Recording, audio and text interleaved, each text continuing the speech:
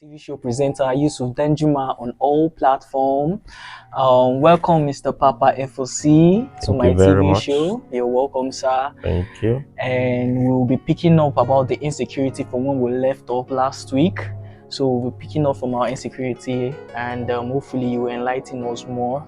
And our insecurity questions for today is I think I'm speaking for the residents of Kwara State, all the residents of Kwara State. They are still complaining that there's a lot of insecurity around them, and they're kind of like, I know I'm hearing things from them that this President Bola Ahmed Tinubu is not trying about the insecurity. So we'd like you to enlighten us more and what expectation the residents of Kwara State should be expecting, and they should hopefully calm themselves and basically enlighten us more. Yeah. All right. Thank you very much once again for this great privilege. And I remembered before the last election that brought President Bola Ahmed Tinubu into power.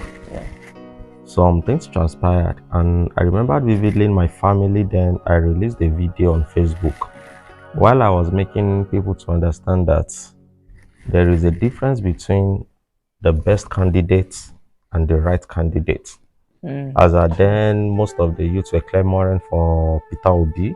Yeah. And to say the truth, most of my siblings actually wanted Peter Obi to be the one to rule. Really? But when I studied the antecedents of Peter Obi, I discovered, fine, he might be the best candidate. True. But for the situation of Nigeria as at that time, especially the insecurity, Peter Obi cannot really do much. The way President Bola Ahmed Tinubu will really tackle the situation. Sure. Now, that brings me back to the question you just asked me. Okay. Now, like I said in the previous interview, that the problem of Nigeria is a progressive one. That means it started from a little way, then it started increasing. Okay. If we look at the time of President Olusegun Obasanjo, we had this iota of bandits and banditry then. Yeah. But because he is a military personnel that actually understood diplomacy, Sure. he was able to tackle some of these things. And that is part of what happened in Udi, for people that remember what transpired in Udi. Then coming down to the time of Jonathan, President Jonathan. Yeah. Now, President Jonathan couldn't do much. Why? He doesn't have a military understanding. He doesn't understand the principles of diplomacy. Then another thing is that he doesn't understand the three arms of government. Okay. Now, so, like, what are the three arms of those? Now, we are talking about the executive, the legislative, and the judiciary. Oh, okay. You now understand. Now, coming down again to the time of President Buhari, President Buhari understood the military strata of the country, but the aspect of diplomacy is zero. The knowledge of the three arms of government, zero. That is why, if you notice vividly well, Nigerians only enjoyed a bit during his first tenure. Why? Because we had a Senate president that understood both the executive and the legislative. True. So he was able to prevent many anomalies then. Yeah. Many wrongs that would have been executed. Exactly. So there's someone who understands the game. Yes. So he prevented it. Then, now coming down to President Bola Ahmed Tinubu now, he understands the legislative arm because he has been in the House of Senate before. He has been a senator before. Yeah. Now he has ruled as a governor of a state. Meanwhile, while ruling as a governor, he has worked closely with the judiciary. That is why you see people like the former vice president being part of his so-called allies.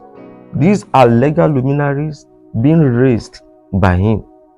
You talk about people like the former governor and minister, Raji Fashola. He himself is a legal luminary of high value. So he has worked closely with them He knows how the executive runs, the legislative, and the judiciary.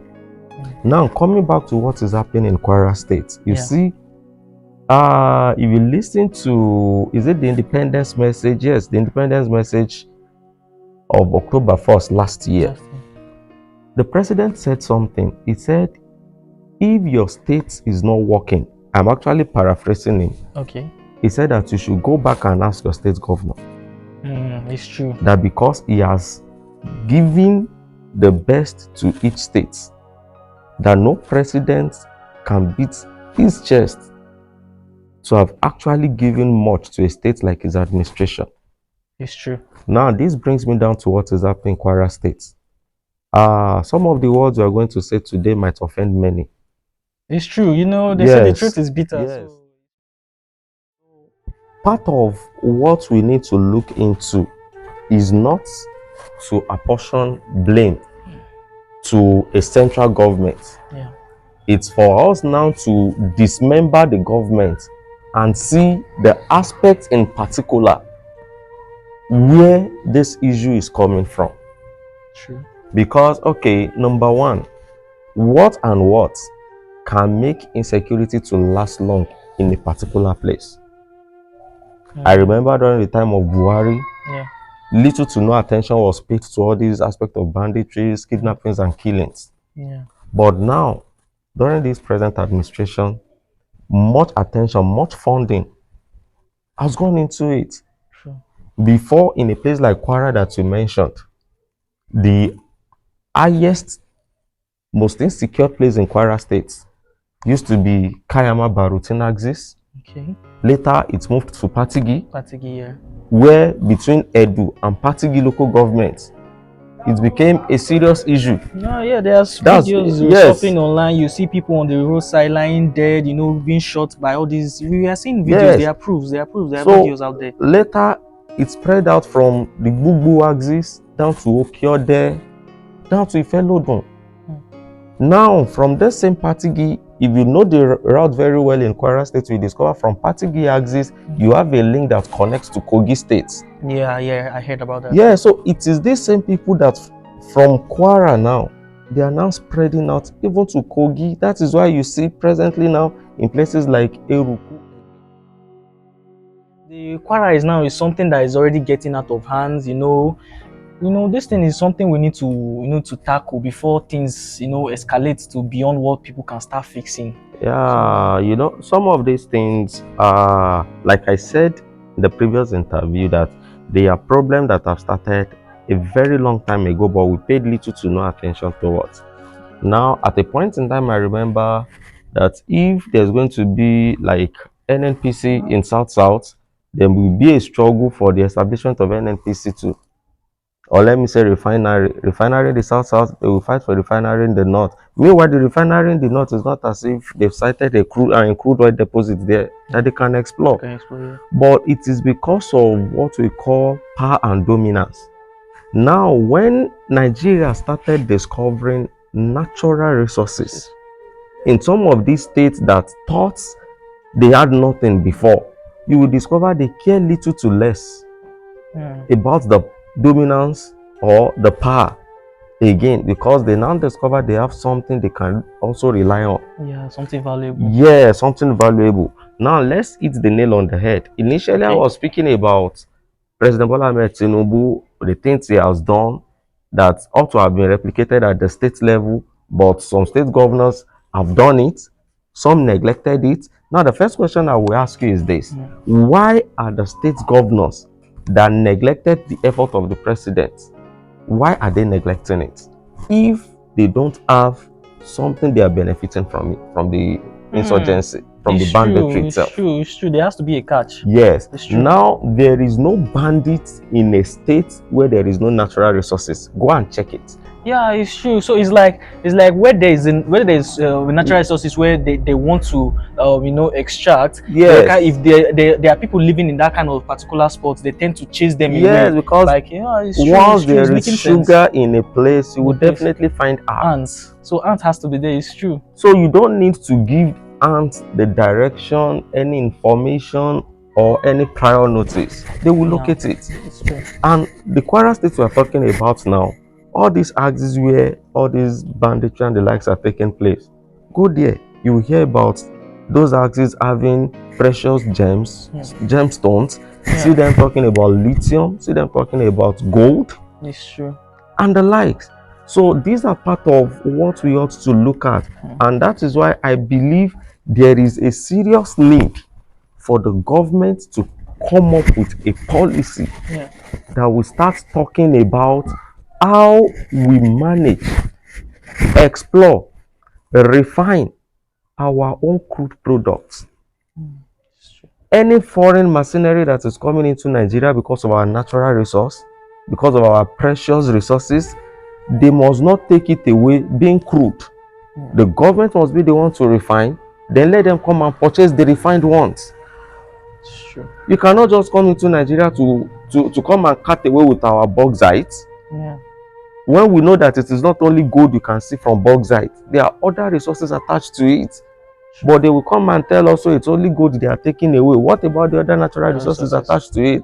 But if we are refining this thing in Nigeria, other natural resources attached to it, we too can benefit and use from it. At least the whole struggling and the whole this thing will yes, it will create more employment for our people. It will bring in more revenue. Majority of these resources, you understand, that have been carted away from Nigeria. Nigeria is not even able to account for them in details. That's number one. So our natural resource is the number one thing that is bringing in this aspect of banditry. And it is not just the natural resource, it is the greedy, influential people from that same locality. The other time we were talking about people that are selling their own people out. But this time around, those ones are even the lesser criminals. The greater criminals, just part of the scheme. Yes, the greater criminals are the influential people from that community that knows their community have this natural resource, but because they have the money and the influence, they are bringing in mercenaries to come and kill their own people, so that they can take dominance of what is there. And that, yes, all for power, yes. So there is no how something like this will be going on in a state that the state governor is not aware of it, or let me use the word, the state governor is not benefiting from it. Wow. That is number one. That's big. Yes, the number two thing is, let's go to our traditional rulers. Okay. What is happening in most communities that made their town to be displaced? If the traditional ruler have not eaten the grapes, they won't be talking of sour teeth. It's true. So they themselves should think deep and look into ways the traditional rulers have gone wrong. The ways they've gone wrong. So most of them should have been able to stand on their feet and tell the truth now. But they cannot, because even them are beneficiaries to this same situation. They're involved too. That's another aspect we have to look at. So some of all these problems we are facing now is not religious. No. It's not. Most of the problem we are facing now is not religious, is not ethnical, and it is not even political. You understand? But these are problems based on what? Personal greed. Personal greed. It's true. Somebody wants to cause an havoc out of his own greed. He knows his people will not support him to kill their fellow people to get something. So the best thing he can do is to go outside and bring people that care less about you because they are not attached to you in any way. So these are some of the things we ought to look into. These are some of the things we need to look into. And the way Nigeria is structured at this moment, sincerely, thank God for President Bola Ahmed Tinubu. Yeah, thank God. If not for him, maybe most of us won't be able to live in Nigeria again. It's true. The population, do you know one funny thing?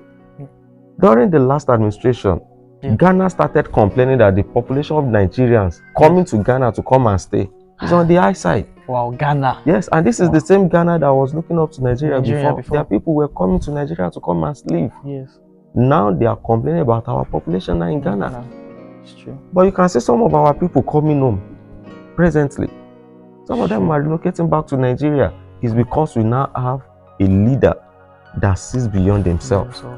trying to change the whole system. Yes, it's changing the narratives. Yeah, but I feel like many Nigerians don't understand how Bola Ahmed Tinubu is changing, because how Bola Ahmed Tinubu is changing the system right now is different from how previous administration has done theirs, because I think he's trying to, bring this foreign system, to the country. You understand, things like all those nail phones, Like automating the yes, system. automating the system. Yes, Okay. automating the system, things like that. So I feel like many Nigerians don't understand because they're not used to things like this. Yeah. So please, I don't know, can you give us a breakdown of how he's automating the system? Because everything is trying to, like, he's doing something. I can feel it, but most of us don't really understand how this automation is working. Yeah, I remember the book of one of these great men that I read. If I'm not mistaken, probably to be Napoleon Hill or something. I can't Okay. vividly recall. And the man said, if you want to hide a thing from a black man, Yeah. he said, put it in books. Because we Nigerians, we rarely go and read A books. black man Like, generally don't like you reading. don't like reading. Yeah, it's Don't true. like reading. Now, what am I saying? Some of these things are open letters, things we can study to understand. But let's come down to our education system at the present moment. If not for the coming of President Bola Ahmed Tinubu, how many out of school children do we have in Nigeria? It's on the high side. In fact, among we that terms ourselves to be learned, how many of them now have standard education? You will see a university graduate now that you ask him, oh, what is your discipline? They'll be telling you, sir, I don't understand what you mean. You will ask them, oh, what about your profession? They will look at you and tell you, sir, can you explain better? It's true, I understand. Somebody will be doing matriculation. You ask him, what is the meaning of matriculation? He can't explain. So what is now the standard of the education we say we are receiving? So most of all these things Tinubu is doing at the moment are things that are open for us to comprehend, but because they've so much subjected us to poverty/illiteracy, we are seeing but we cannot understand. And that is what is happening. Now, automating the system, number one, makes things faster. What do I mean? Initially, before you go to our banks, you will see queues. But most of the things we used to go to the bank then to queue to achieve, the comfort of our homes now, you do it. In fact, it has gotten to a level that if you have issues with your account, you can chat. UBA will say chat Leo, and they will get your things being resolved. So now automation helps the system. Things works faster, works better, and easier. But now, how do we automate a system where criminals are the majority ruling it? Automation exposes criminality. They'll be able to trace your account easily. If you are dealing with fund that is not legal, they will know easily. In fact, from your chats, the things you do on internet, social media, they can easily trace it. So because of that, the ones benefiting from criminality will not want to accept, and they will not come. So now the queues in the bank as at that time, compared to the way we are doing seamless banking now, that you don't even, in fact, some of us, we can't remember the last time we've been to the bank premise. True. Because everything now is done on our devices. So those are part of what we are talking about when we talk about automation. Then look at why criminals in this nation don't value automation, why they don't want it to work. Their criminality can be easily monitored.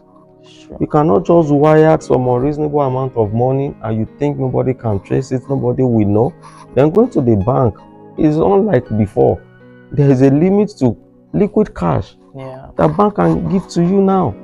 So because of that, these criminals don't want the automation policy of the president to work, so that it will aid their own criminality. But the better and faster it works, the safer this country becomes for us.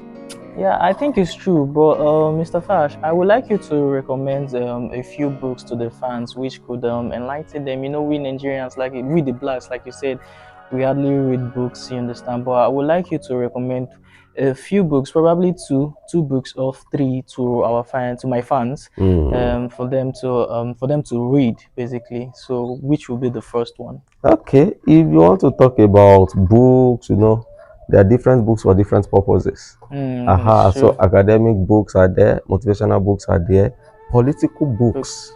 are there. Okay. But generally, we want to talk about like the first 5 books I love the most. Yeah. I love the most.